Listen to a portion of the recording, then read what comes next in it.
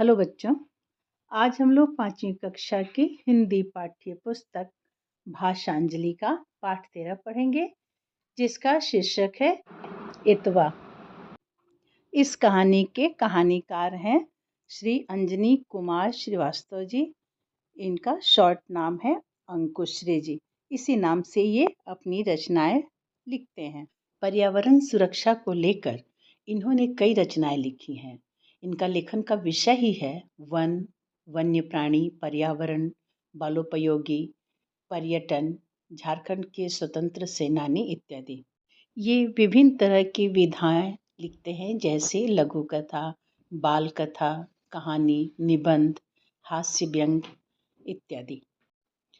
इनकी कई प्रकाशित पुस्तकें हैं, जैसे हमारे वन्य प्राणी, हमारे पक्षी, सागर के तिनके, नगाड़ा और पेड़, हमसे है पर्यावरण। इस तरह की अनेक पुस्तकें भी इन्होंने लिखी हैं।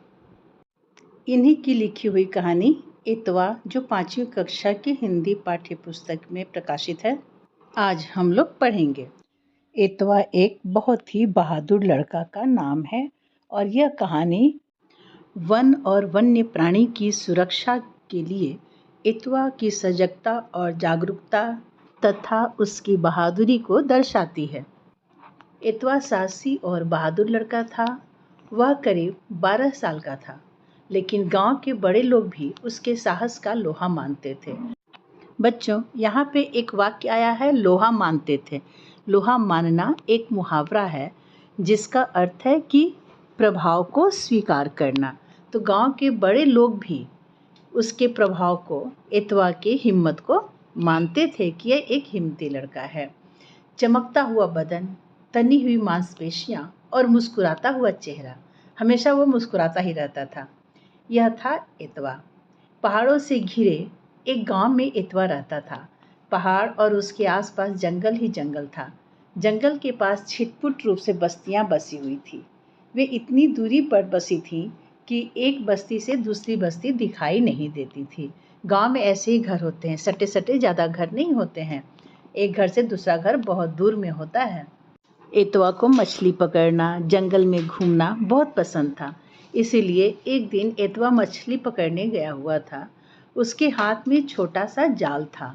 बच्चों, जाल किस काम में आता है? मछली पकड़ने के काम में। उसने बंसी भी पकड़ रखी थी। जाल घुमाकर वह पानी के ऊपर फेंकता था और जब जाल खींचता तो पता चलता कि मछलियाँ तो फंसी ही नहीं। इस तरह से वह बार बार जाल फेंकता था, लेकिन कई बार जाल फेंकने के बाद भी इतवा को केवल 8-10 छोटी मछलियाँ ही मिल पाई थीं। उसने बंसी भी डाली, लेकिन मछली नहीं फंसी।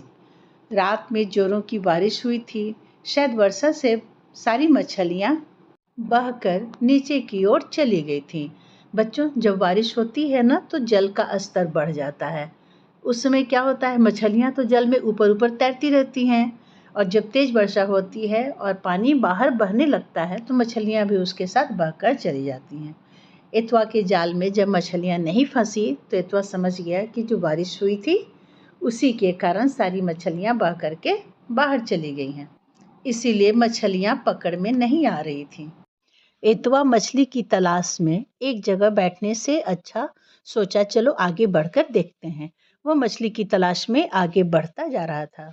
घने जंगलों से घिरे पहाड़ और उसकी घाटी में बहती नदी। मौसम बरसाती था। हर ढलान से पानी बह रहा था। इतवा बहुत दूर तक आगे बढ़ गया। अचानक इतवा को कुछ सुनाई पड़ी। आवाज पेड़ की टहनियों की टूटने की थी। इतवा सावधान हो गया। वह समझ गया कि जरूर आसपास में कोई हाथी है जो पेड़ की टहनियों को अपना भोजन के लिए तोड़ रहा है। टहनियाँ टूटने की आवाज़ तेज होती जा रही थी। इतवा समझ गया कि हाथी शायद गुस्से में भी है। इतवा सावधान हो गया। वहाँ खड़ा रहना उस खतरे से खाली नहीं था। तभी उसकी नज़र सामने की झाड़ी पर पड़ी। 2 हाथी तेजी से उसी की ओर चले आ रहे थे। हाथियों को देखकर इतवा घबराया नहीं। उसने हिम्मत से काम लिया। उसकी दाहिनी ओर ढलान थी। वह तेजी से ढलान की ओर भागने लगा। हाथी इतवा का पीछा करने लगे। हाथियों ने बहुत दूर तक उसका पीछा किया, मगर वह हाथियों की पहुंच से बहुत दूर निकल गया। एतवा जंगल में घूमता रहता था, इसलिए जंगल के रास्तों का उसे अच्छी तरह से पता था, इसलिए वह थोड़ा भी नहीं घबराया। एतवा जब बहुत दूर निकल गया और दौड़ते दौड़ते थक कर चूर हो गया, उसने नदी के किनारे जाकर पानी पिया और सुस्ताने के लिए एक ऊंची चट्टान पर बैठ गया। बच्चों, आज इस कहानी का इतना ही भाग हम लोग पढ़ेंगे। इसका अगला भाग हम लोग अगले वीडियो में पढ़ेंगे। अगला भाग पढ़ने के लिए आप मेरे चैनल को सब्सक्राइब करें। बाय बच्चों।